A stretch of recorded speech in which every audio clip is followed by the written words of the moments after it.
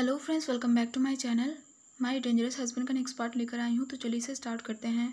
पिछले पार्ट में हमने देखा था जान जो कि फिर से प्रेग्नेंट हो गया था और जिसकी वजह से जान के मॉम एंड डैड बिल्कुल भी खुश नहीं थे। अब इसके बाद वांग यीबो जो कि जान के रूम के बाहर बेंच पर बैठकर जान के साथ उसके मॉम एंड डैड की बात खत्म होने का इंतज़ार कर रहा था, लेकिन तभी उसने देखा जान के मॉम एंड डैड रूम से बाहर आ रहे थे। ईबो जो कि उन्हें डिसरिस्पेक्ट नहीं करना चाहता था, इसीलिए ईबो ने सॉफ्टली पूछा, क्या आप लोग जा रहे हैं? लेकिन मैंने सोचा था आप कुछ देर तक जान के साथ रहना पसंद करेंगे। उसकी बात का आंसर करते हुए जान की मॉम ने कहा, नहीं, हम बात कर चुके हैं। लेकिन वांग यीबो, मैं तुम्हें वार्निंग दे रही हूँ, मेरा बेटा प्रेग्नेंट है, तुम उसकी कंडीशन अच्छी तरह से जानते हो और मैं नहीं चाहती कि तुम अपने पागलपन की वजह से मेरे बेटे को चोट पहुँचाओ। तुम पहले से ही 1 साल के लिए गायब थे, तुम ही जानो कि तुम इतने दिनों तक कहाँ थे और क्या कर रहे थे, लेकिन मेरी वार्निंग ध्यान में रखना। इतना कहने के बाद जान की मॉम अपने हस्बैंड के साथ वहाँ से चली गई। वांग यीबो ने शाहजहान की मॉम की सारी बातें सुनी। उसने अपनी आईब्रोज रेस कर ली और गुस्से की वजह से उसने अपनी मुट्ठियाँ भींच ली। वांग यीबो ने खुद को शांत करने की कोशिश की। उसे पता है कि उसे एक डिसऑर्डर है, लेकिन इसका मतलब ये नहीं है कि वो हमेशा अपना कंट्रोल खो देगा। ईबो ने जान के मॉम एंड डैड की ओर अपनी आखिरी नज़र डाली। इसके बाद वो जान के रूम के पास गया और उसने डोर पर एक किक किया। जान जो कि घबरा गया, उसने ईबो की ओर देखा और अपनी कंसर्न आवाज़ में पूछा, ईबो, क्या तुम ठीक हो? इतना कहते हुए जान बेड से नीचे उतरने की कोशिश करने लगा, लेकिन ईबो तुरंत आगे बढ़ा और उसने जान के कंधे को छुआ। ईबो ने कहा, मैं ठीक हूँ, तुम हिलो मत, डॉक्टर ने कहा है कि तुम्हें अभी आराम की ज़रूरत है। मैं तुम्हारे लिए मेडिसिन लाने जा रहा हूँ और साथ में मैं कुछ खाने के लिए भी लेकर आऊँगा। ईबो ये सारी बातें कह तो रहा था, लेकिन वो जान से आई कांटेक्ट नहीं कर रहा था।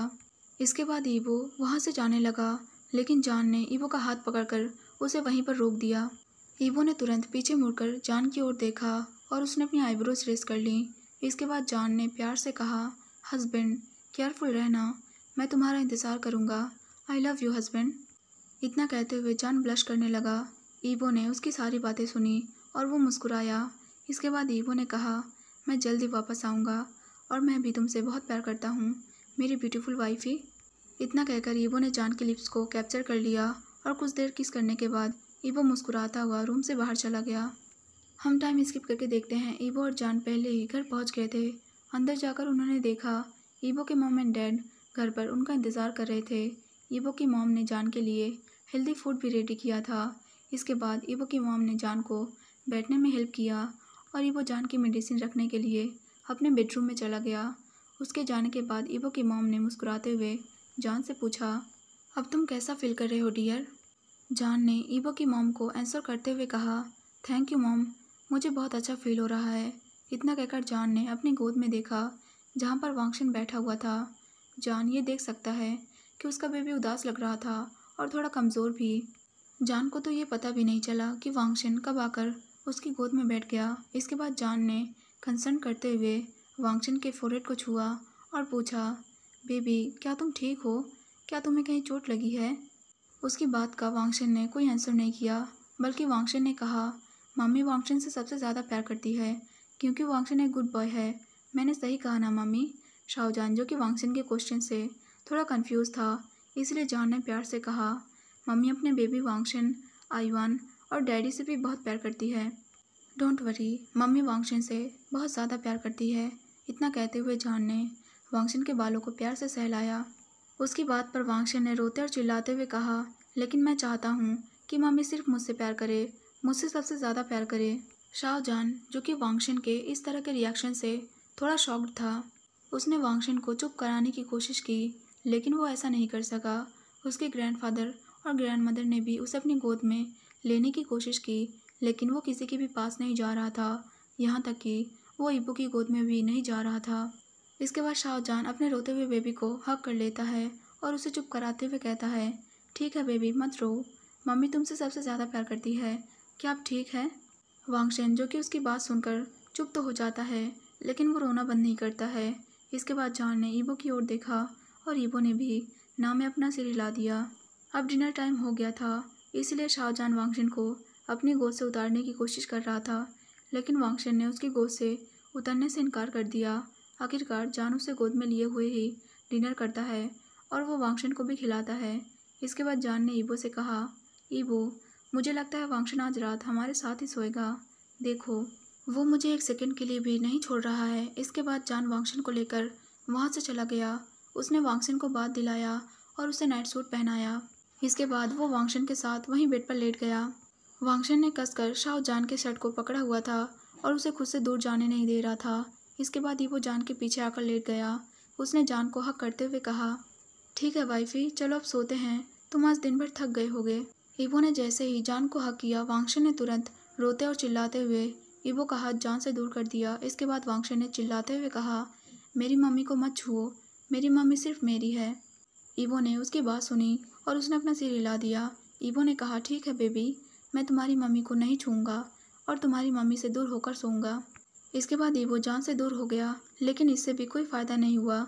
वांगशन अभी भी रो रहा था, इसीलिए ईबो को उस रूम से बाहर जाना पड़ा और वो आयुआन के साथ जाकर सो गया और जान अपने जेलस बेबी के साथ सो गया। वांगशन, जो कि अभी भी रो रहा था, इसलिए जान ने उसे अपने और भी क्लोज कर लिया और उसे चुप कराते हुए धीरे धीरे उसकी पीठ को रब करने लगा। जान वरीड था कि अगर वांगशन ऐसे ही रोता रहा तो वो बीमार हो सकता है। वो जानता है कि उसके दोनों बेबीज़ उसके हस्बैंड की तरह गुस्सैल हैं और साथ में जैसे ईबो जेलस टाइप है, वैसे ही उसके दोनों बेबीज़ भी जेलस टाइप के हैं। इसी तरह जान उस रात वांगशन के साथ ही सोया। अब ऐसे ही 5 मंथ बीत जाते हैं। शाओ जान, जो कि पहले से ही 6 मंथ प्रेग्नेंट था। शाओ जान की बेली बहुत बड़ी हो चुकी थी। उसे देखकर ऐसा लग रहा था जैसे कि वो ट्विंस बेबी से प्रेग्नेंट हो, लेकिन ऐसा कुछ नहीं है। बेबी सिर्फ एक ही है। उन्होंने बेबी का जेंडर भी चेक करवा लिया था। जान, जो कि बेबी गर्ल चाहता था, लेकिन इस बार भी बेबी बॉय ही है। इस बात से जान बिल्कुल भी सैड नहीं था और वो बेबी के लिए एक्साइटेड था। आयुआन, जो कि न्यू बेबी का वेलकम करने के लिए बहुत एक्साइटेड था।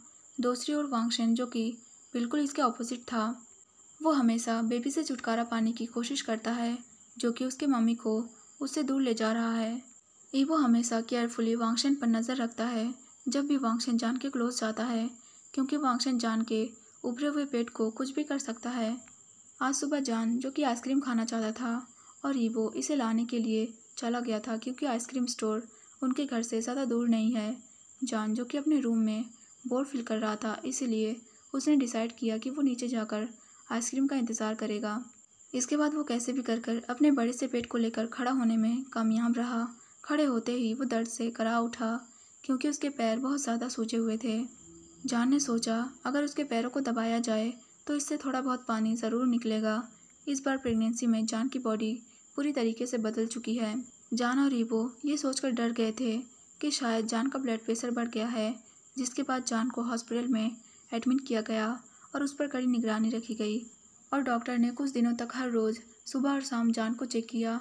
अब हम देखते हैं जान, जो कि धीरे धीरे सीढ़ियों से नीचे उतर रहा था। उसका हाथ उसके बड़े से पेट को प्रोटेक्टिवली पकड़े हुए था। दूसरी ओर वांगशन, जो कि जान को देख रहा था। वांगशन ने चारों ओर देखा तो वहाँ पर जान और उसके अलावा कोई और नहीं था। वांगशन ने मुस्कुराते हुए एक बॉल ली और उसे फर्श पर रख दिया। वो जान के सीढ़ियों से नीचे पहुँचने का इंतज़ार करने लगा। जान जैसे ही नीचे पहुँचा, वांगशन ने तुरंत बॉल उठाई और उसे जान के पेट की ओर फेंक दिया। जान, जो कि तुरंत सामने से हटने में कामयाब रहा और बॉल दूसरी ओर चली गई। वांगशन ने देखा कि उसका निशाना चूक गया है और बॉल उसके मम्मी के पेट पर नहीं लगी है, इसीलिए अब उसने अपने हाथ में देखा जहाँ एक कांच का गिलास था और उसने मुस्कुराते हुए उस गिलास को जान के पेट की ओर फेंक दिया। कांच का गिलास जाकर जान के पेट से टकराया और जान दर्द से चिल्ला उठा। जान ने अपने बेली को छुआ और दर्द की वजह से वो वहीं फर्श पर बैठ गया।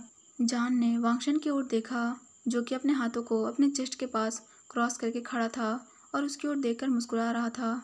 उसकी स्माइल से ये पता चल रहा था कि वो अपने काम से बिल्कुल सेटिस्फाइड है।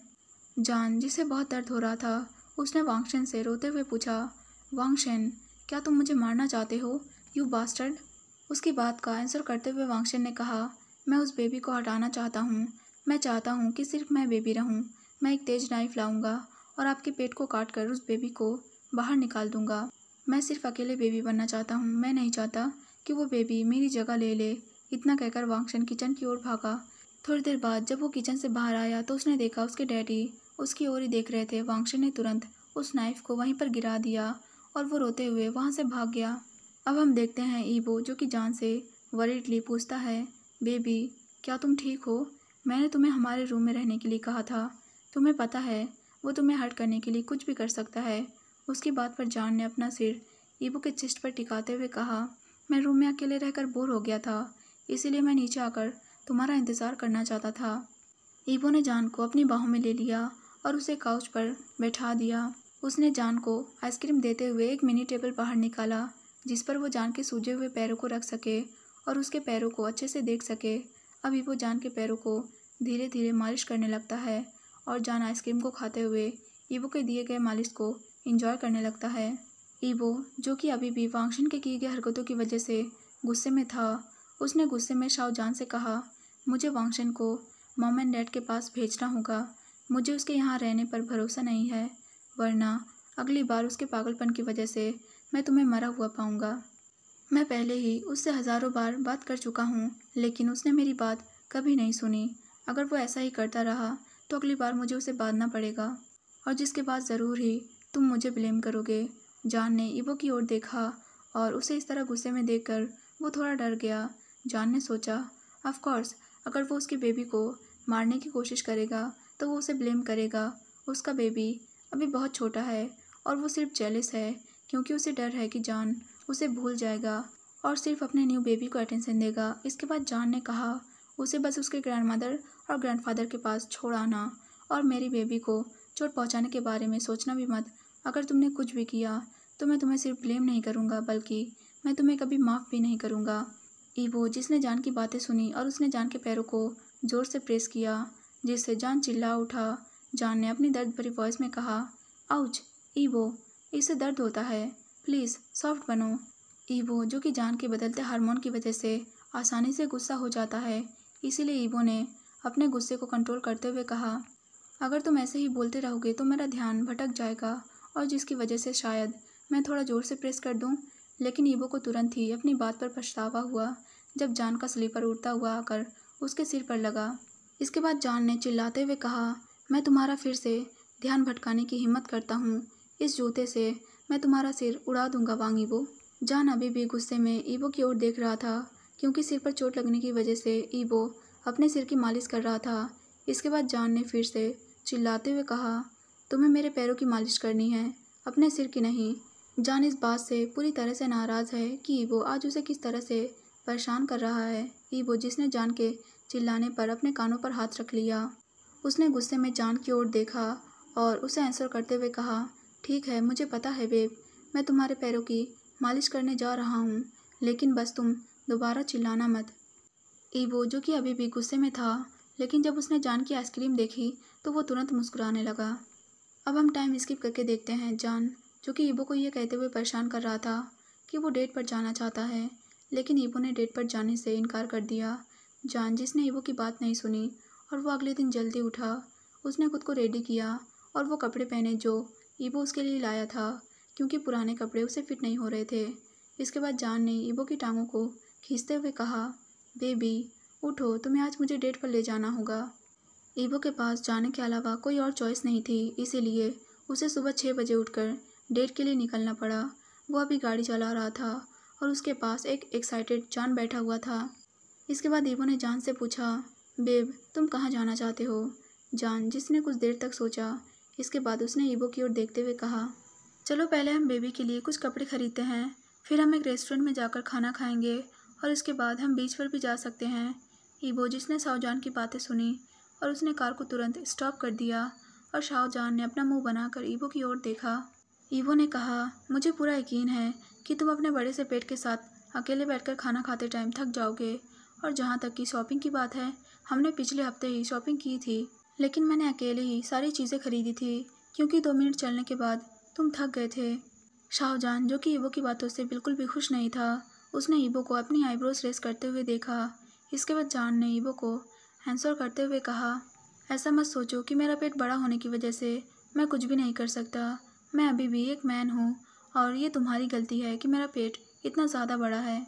जान जिसने सोचा ईबो उसके बड़े से पेट का मजाक उड़ा रहा है, जबकि ईबो खुद इस पेट के लिए जिम्मेदार है। दूसरी ओर ईबो जिसे कि समझ में आ गया कि उसने अपनी वाइफी को नाराज़ कर दिया है, इसलिए उसने शाहजहान को तुरंत मनाते हुए कहा, हाँ मुझे पता है कि मेरी प्रेग्नेंट वाइफ ही बहुत ज़्यादा स्ट्रांग है और बहुत ज़्यादा हार्ड वर्किंग है। वो बिना किसी के मदद के अपने दम पर कुछ भी कर सकती है, यहाँ तक कि वो घंटों तक शॉपिंग कर सकती है और बिना किसी के मदद के घंटों तक चल भी सकती है। शाहजहान, जो कि बहुत ध्यान से ईवो की बातें सुन रहा था और मुस्कुराते हुए अपना सिर हिला रहा था, जान ने सोचा उसका हस्बैंड सच में उसे बहुत अच्छी तरीके से जानता है। उसे एक बहुत अच्छा पार्टनर मिला है, उसका हस्बैंड उसे बहुत अच्छी तरीके से समझता है। इसके बाद जान ने खुश होते हुए ईवो को आंसर करते हुए कहा, तुमने बिल्कुल सही कहा, तुम मुझे बहुत अच्छी तरीके से जानते हो। ईवो, जो कि अपने कंधे उचका रहा था और जान को मुस्कुराते हुए देख रहा था, इसीलिए ईवो ने अपने हाथ से अपने मौके को जाने नहीं दिया और उसने जान से कहा, अब जब तुम बहुत खुश हो तो मुझे एक किस देने का क्या ख्याल है। जान, जो कि ईवो की बातें सुन रहा था, उसने अपनी सीट बेल्ट खोल दी। इसके बाद वो ईवो के क्लोज चला आया और उसने ईवो के दोनों चीक्स पर किस किया। इसके बाद जान ने अपने हस्बैंड से पूछा, क्या ये काफ़ी है?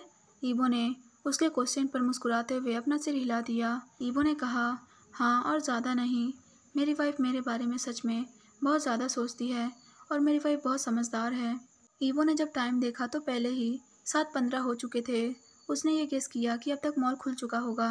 ईवो ने जान को आराम से उसकी सीट पर बैठाया और उसे सीट बेल्ट लगाने के बाद ईवो ने कार को स्टार्ट कर दिया। इसके बाद वो दोनों मॉल पहुँचे। मॉल पहुँचकर उन्होंने देखा कि मॉल ऑलरेडी ही खुल चुका था। ईवो कार से बाहर आया। इसके बाद उसने जान को बाहर आने के लिए उसके ओर का डोर खोला और उसे बाहर आने में मदद की। ईवो ने जान का हाथ पकड़ा और वो दोनों मॉल के अंदर चले गए। हमेशा की तरह शाहजहान बैठा हुआ था और वांग ईवो को उसके लिए सारी चीज़ें खरीदने का इंतज़ार कर रहा था। अब हम 1 घंटे बाद का सीन देखते हैं। वो लोग पहले ही अपनी शॉपिंग पूरी कर चुके थे और ईवो ने सारी चीज़ों को कार में अच्छे से पैक कर दिया था। इसके बाद ईवो ने जान को आराम से उसकी सीट पर बैठाया और वो खुद भी जाकर अपनी सीट पर बैठ गया। ईवो ने जान से कहा, बेबी, अगला काम फैंसी रेस्टोरेंट में जाकर खाना खाना है, तो चलो हम चलते हैं। जान ने बस हाँ में अपना आंसर किया और ईवो ने कार चलानी स्टार्ट कर दी। थोड़ी देर बाद ईवो एक होटल के सामने था। इसके बाद ईवो ने सोते हुए शाहजहान की ओर देखा और वो मुस्कुराया।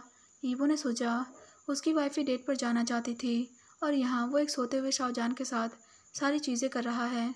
ईवो ने जान के पेट को छुआ तो बेबी ने किक किया। इसके बाद ईवो जान के क्लोज आया और उसके कान में धीरे से विस्पर करते हुए कहा, बेबी, हम पहुँच गए हैं, मुझे पता है कि तुम्हें भूख लगी होगी। सोते हुए जान ने ईवो का हाथ अपने पेट से दूर हटा दिया। इसके बाद जान ने सोना कंटिन्यू किया। ईवो, जो कि अपनी वाइफ को देखकर हंसा। इसके बाद ईवो ने ज़ोर से कहा कि वो ऑलरेडी ही होटल पहुंच गए हैं जहां बहुत डिलीशियस खाना मिलता है। उसने जानबूझकर खाने का नाम ज़ोर से लिया था, जिससे शाहजहान तुरंत उठ गया और उसने अपनी आंखें खोली। उसने अपने पेट को रब किया। जान ने कहा, मुझे भूख लगी है, तुम मेरे लिए जो भी खरीदोगे मैं खा लूँगा। इसके बाद वो दोनों होटल के अंदर चले गए और ईवो ने जान के लिए फ़ूड ऑर्डर किया। जान ने अपने खाने को फिनिश किया और एक बार फिर से खाना ऑर्डर किया, ये कहते हुए कि पहले वाला खाना उसका था और ये वाला खाना उसके बेबी का है। खाने के लास्ट में जान ने कुछ पेस्ट्रीज भी खाई। इसके बाद उसने ऑरेंज जूस भी पिया और अब जान का पेट पूरी तरीके से भर चुका था। ईवो, जो कि हैरानी से अपनी वाइफी को देख रहा था, वो हर दिन अपनी वाइफी के बढ़ते भूख को देखकर और भी ज़्यादा शॉक्ड हो जाता है। वो हर दिन पहले दिन से ज़्यादा खाता है। इसके बाद ईवो ने जान से पूछा, क्या हमें अभी भी बीच पर जाना चाहिए? जान ने उसकी बात सुनी। इसके बाद जान ने कहा, नहीं, हम दूसरे दिन जा सकते हैं, मैं भी घर वापस जाना चाहता हूँ और सोना चाहता हूँ, मैं भी थक गया हूँ। मेरा बेबी अभी बहुत खुश है कि उसकी मम्मी ने उसके लिए बहुत सारी शॉपिंग की है। ईवो, जो कि जान की बातें सुनकर हैरान रह गया। जान ने सोचा, उसने कहाँ शॉपिंग की है? जान तो पूरे टाइम बैठकर बस कुछ ना कुछ खा रहा था और ईवो ने सारी शॉपिंग की है। लेकिन फिर भी ईवो ने मुस्कुराते हुए जान को आंसर किया, हाँ बेबी, मुझे पता है तुम सच में एक बहुत अच्छी मम्मी हो। जान ने कहा, हाँ ऑफ कोर्स, मुझे पता है, मैं बहुत ग्रेट हूँ, अब मुझे खड़ा होने में मदद करो। इसके बाद जान ने ईवो की ओर अपना हाथ बढ़ा दिया और ईवो ने उसे उठने में मदद की और वो दोनों वापस अपने घर चले गए।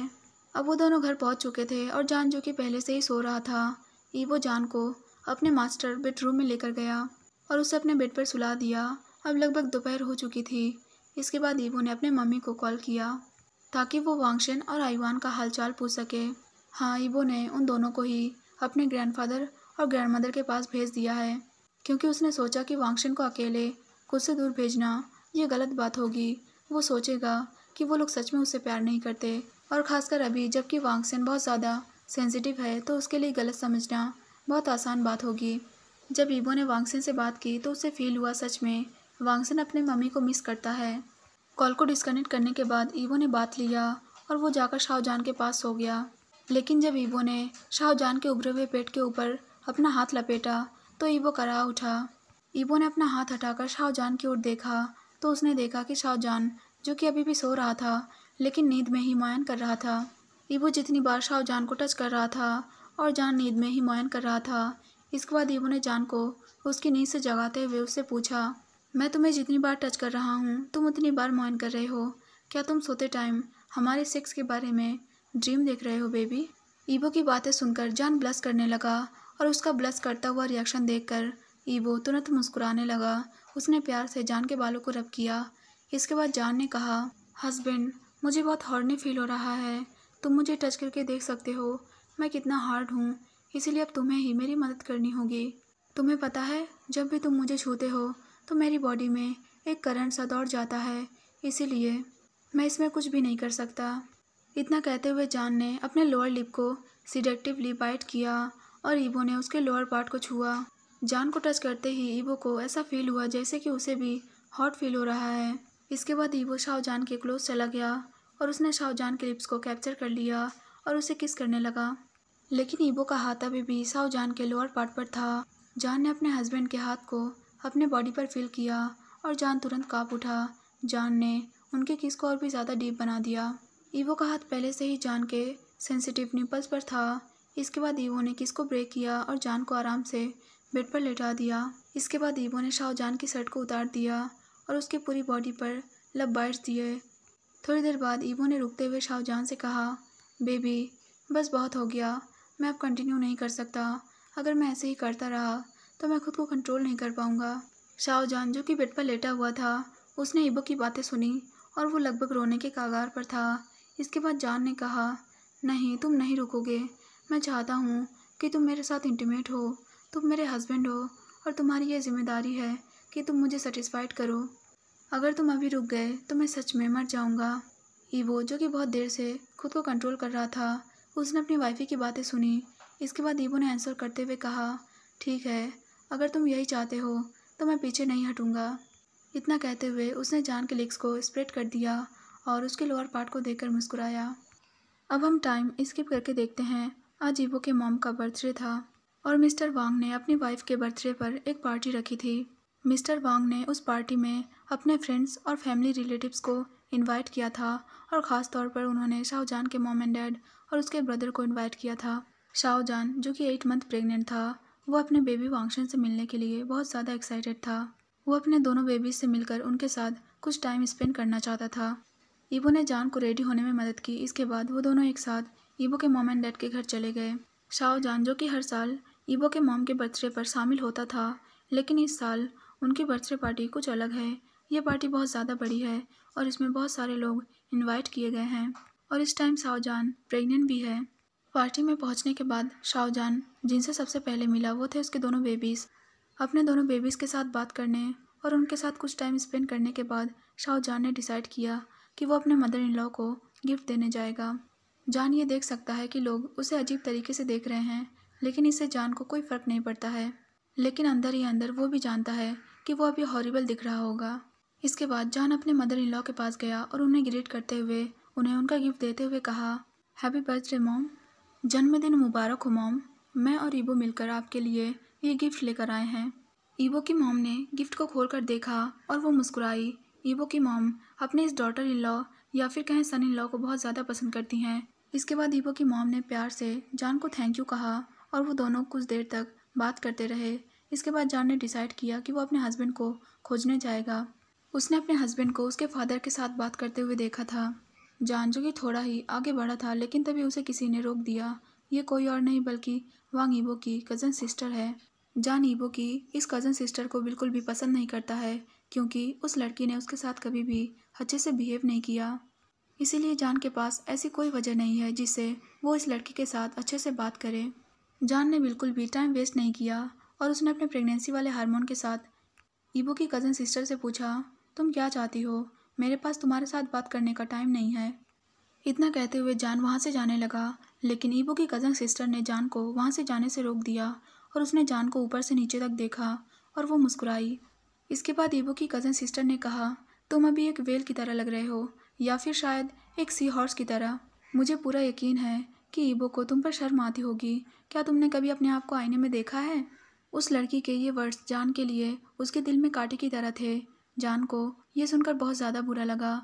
उसने उस प्लेट को तुरंत वहीं पर रख दिया जिसमें उसके मदर इन लॉ ने उसके लिए केक दिया था ताकि वो उसे खा सके। इसके बाद जान ने अपना मोबाइल लिया और वो घर से बाहर चला गया। ईबो ने भी जान को घर से बाहर जाते देखा और उसने जान को फॉलो किया। तो आज के लिए बस इतना ही। इस पार्ट को एंड करने से पहले मैं आप लोगों को इस एफएफ के रिगार्डिंग कुछ इंपॉर्टेंट बताना चाहती हूँ। मैंने आप लोगों को ये पहले ही बता दिया था कि इस एफएफ की ऑथर ने इस एफएफ को बहुत दिन पहले ही अपनी आईडी से अनपब्लिश कर दिया है और जिसके बाद मैं महीनों तक इस एफएफ को आप लोग के साथ शेयर नहीं कर पाई। इसके बाद मैंने ऑथर से कांटेक्ट किया और उनसे इस एफएफ का पीडीएफ देने के लिए रिक्वेस्ट किया और थैंकफुली ऑथर ने मुझे पीडीएफ दे दिया, लेकिन उसमें कंप्लीट स्टोरी नहीं थी। उसमें सिर्फ 79 चैप्टर तक ही स्टोरी थी। मैंने आगे के चैप्टर्स के लिए ऑथर को कहा है और उन्होंने कहा है कि वो मुझे आगे की स्टोरी ज़रूर देंगी, लेकिन मुझे उन्हें थोड़ा टाइम देना होगा जिससे वो कंप्लीट स्टोरी का पीडीएफ मुझे दे सकें। तो इम्पॉर्टेंट बात यह है कि मैं आप लोग के साथ 79 चैप्टर तक स्टोरी शेयर कर चुकी हूँ और आगे की स्टोरी मेरे पास नहीं है। ऑथर ने कहा है कि वो देंगी, लेकिन कब तक देंगी मुझे नहीं पता, इसीलिए आप लोग को वेट करना होगा एंड ऑथर को हमें थोड़ा टाइम देना होगा जिससे ऑथर आगे की स्टोरी हमारे साथ शेयर कर सकें। आई होप कि आप लोग मेरी बात समझ गए होंगे और मुझसे बार बार ये नहीं कहेंगे कि मैं आगे की स्टोरी एक्सप्लेन करूँ, क्योंकि जब मेरे पास स्टोरी ही नहीं होगी तो मैं एक्सप्लेन कहाँ से करूँगी। और यही वजह है कि मैं इतने लेट स्टोरी अपडेट करती थी, क्योंकि मेरे पास कंप्लीट स्टोरी नहीं थी और मैं ऑथर को प्रॉपर टाइम देना चाहती थी जिससे वो आराम से मुझे आगे की स्टोरी शेयर कर सकें। तो बस मुझे इतना ही कहना था और जिन लोगों ने पेशेंटली मेरी बातों को सुना उनको थैंक यू, और जिन लोगों ने इस पार्ट को पूरा सुना है मुझे उम्मीद है कि वो लोग पेशेंटली मेरे आगे स्टोरी अपडेट करने का इंतज़ार करेंगे और इम्पेशेंट नहीं होंगे। फिर मिलते हैं अगले पार्ट में या फिर एक न्यू स्टोरी में। तब तक के लिए बाय बाय।